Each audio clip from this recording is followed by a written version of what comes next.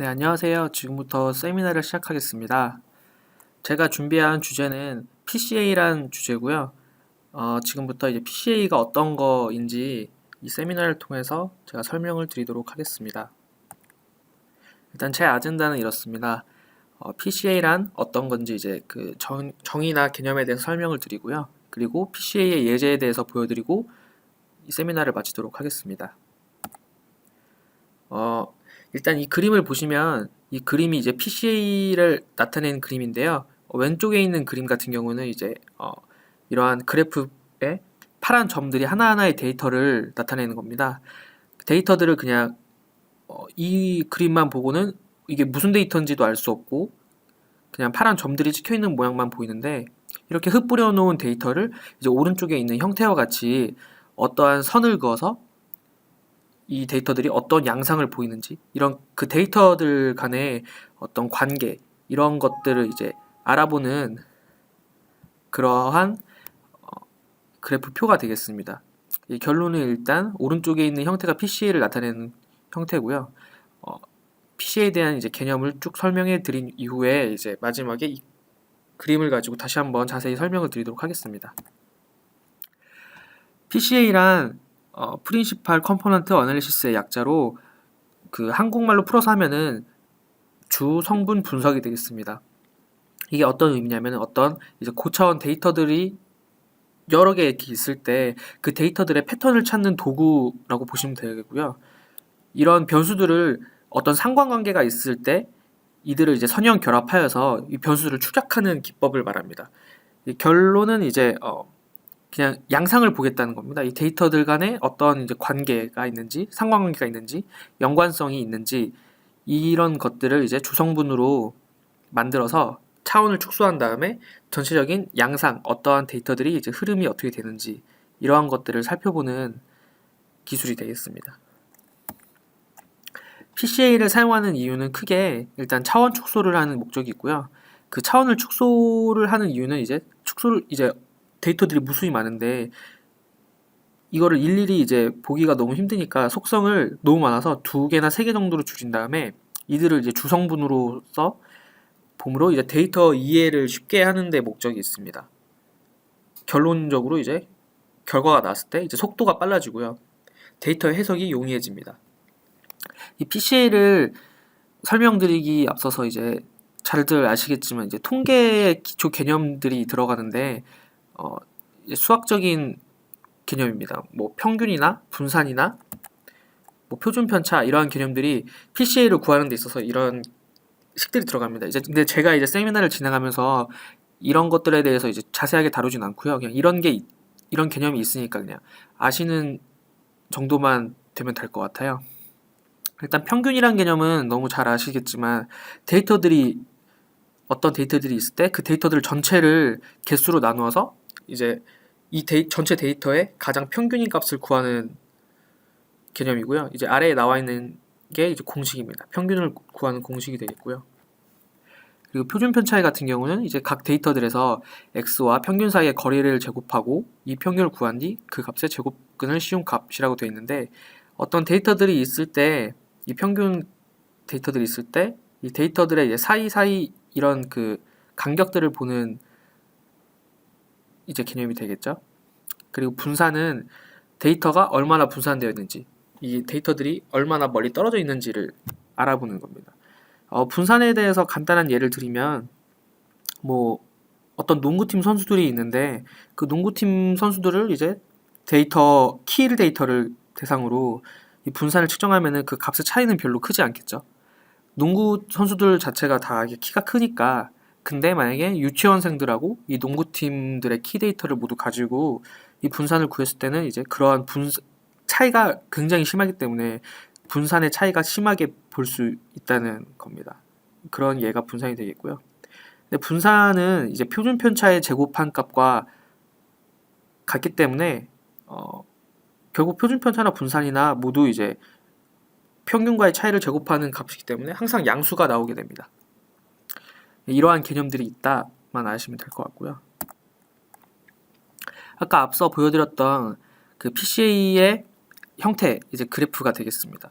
지금 보시면 이제 빨간 줄, 파란 줄 있고 그 사이에 동그라미들이 있는데 이 동그라미들이 하나하나의 데이터고요. 빨간 선이 가장 이 데이터들을 잘 나타내는 주성분 축이 됩니다.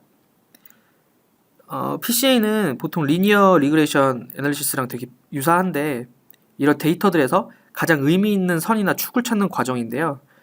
결국 이 의미 있는 선이나 축이 이제 빨간 선이나 저 파란 선이 되겠고요.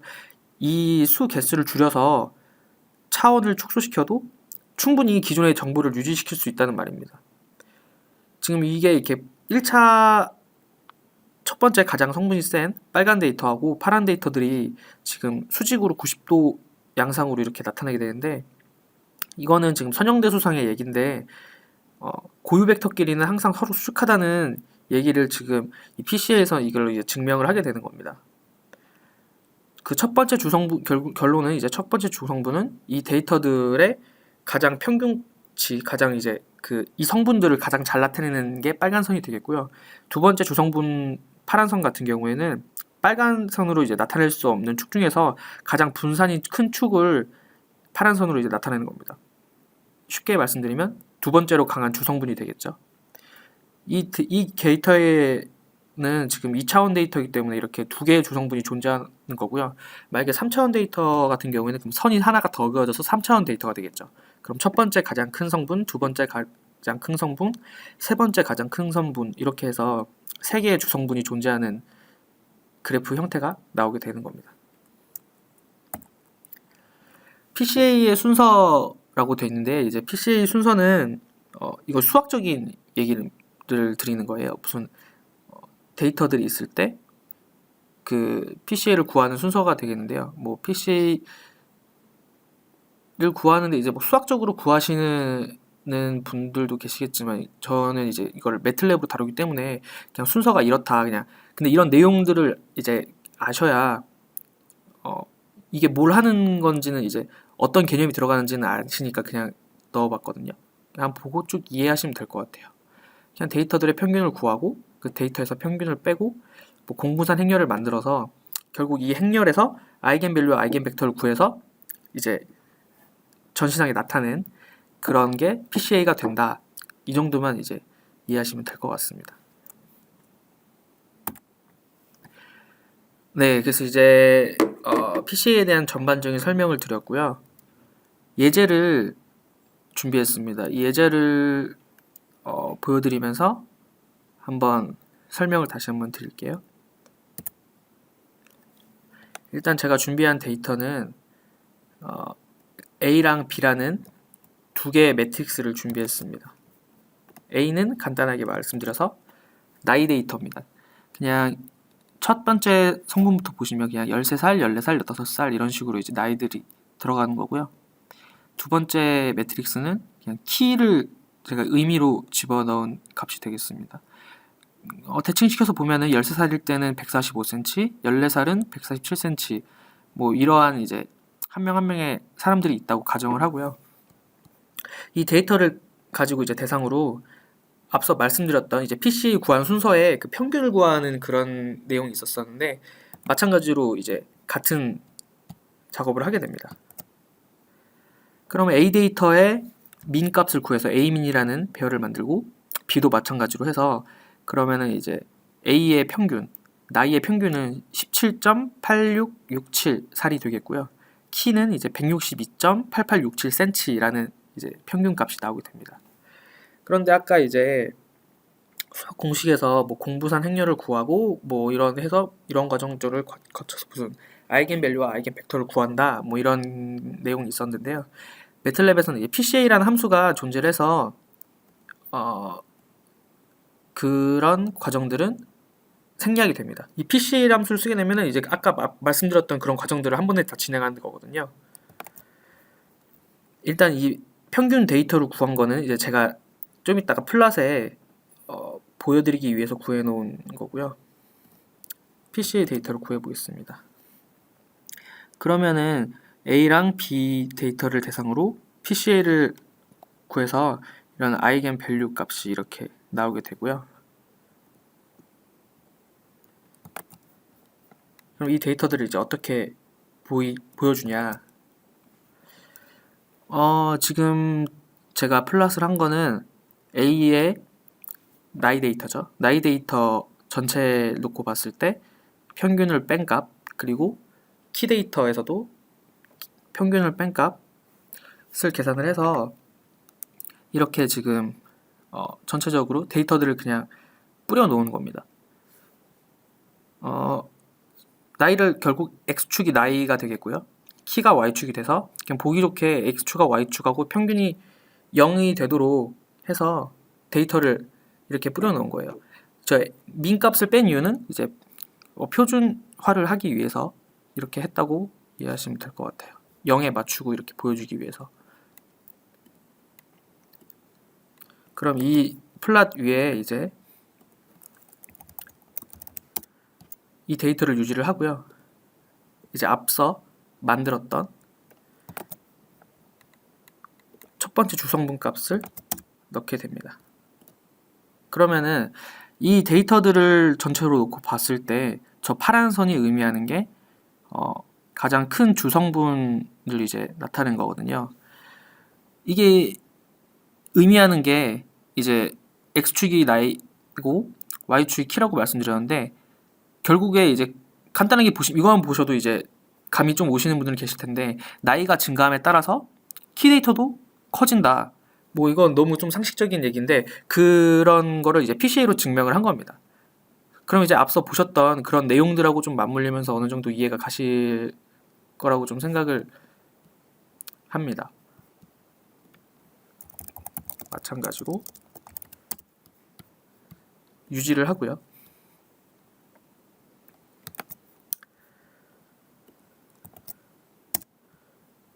두 번째 주성분도 이렇게 나타내면은, 그러면은 이제 예제에서 보여드렸던 것처럼 두 개의 주성분을 나타낸 이러한 PCA 예제를 만들어 봤고요. 이 데이터만 놓고 이제 보시면은 이제 말씀드렸듯이 이제 나이가 증가함에 따라서 키가 증가하는 이 첫 번째 주성분 값을 보고 이제 어느 정도 이제 데이터의 흐름이나 이런 상관관계들을 이제 어느 정도 유출할 수가 있다는 얘기가 됩니다.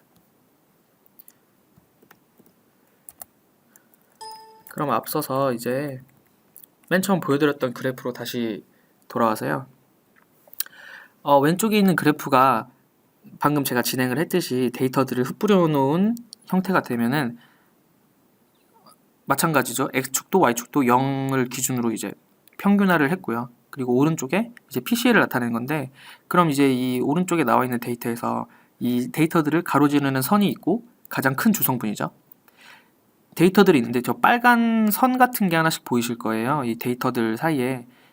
이 데이터는 이제 저 빨간 선이 멀리 떨어져 있으면 있을수록 이 주성분과 멀리 떨어져 있는 데이터, 한마디로 오류가 큰 데이터를 나타내는 거고요. 그럼 이제 빨간 선이 간격이 좁을수록 이제 저 데이터들은 이 첫 번째 주성분과 가장 값이 어느 정도 오류가 적다, 어느 정도 일치를 한다, 많이 그러한 의미가 되겠습니다. 네, 이상으로 세미나를 마치고요. 궁금하신 점은 이제 그 동영상 하단에 있는 메일 계정으로 보내주시면 성실히 답변을 드리도록 하겠습니다. 감사합니다.